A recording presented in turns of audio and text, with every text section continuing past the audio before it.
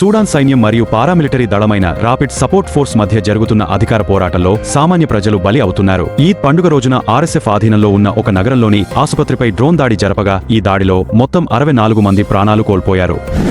ప్రధాని నరేంద్ర మోదీ 8,931 రోజులు పదవిలో కొనసాగుతూ భారతదేశంలోనే అత్యధిక కాలం పాలించిన నాయకుడిగా నిలిచారు. గుజరాత్ ముఖ్యమంత్రిగా తరువాత ప్రధానిగా ఆయన చేసిన సేవలతో ఈ రికార్డు సాధించారు. ఆంధ్రప్రదేశ్ ముఖ్యమంత్రి చంద్రబాబు నాయుడు, ఉప ముఖ్యమంత్రి పవన్ కళ్యాణ్, మంత్రి నారా లోకేష్, వైఎస్ఆర్సీపీ అధినేత జగన్మోహన్ రెడ్డి శుభాకాంక్షలు తెలిపారు.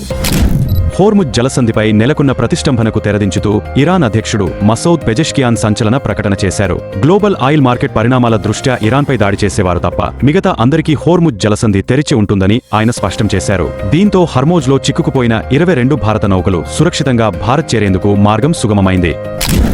ఒడిశాలోని నబరంగ్పూర్ మాజీ ఎమ్మెల్యే సదాశివ ప్రధాని తన కుమార్తెను వేరే కమ్యూనిటీకి చెందిన వ్యక్తితో వివాహం చేయడంతో ఆల్ ఇండియా భాత్రాన్ డెవలప్మెంట్ కౌన్సిల్ ఆ కుటుంబంపై 12 సంవత్సరాల సామాజిక బహిష్కరణ విధించడం సంచలనంగా మారింది. దీనిని సామాజిక మాధ్యమాలలో ప్రజలు తీవ్రంగా ఖండిస్తున్నారు.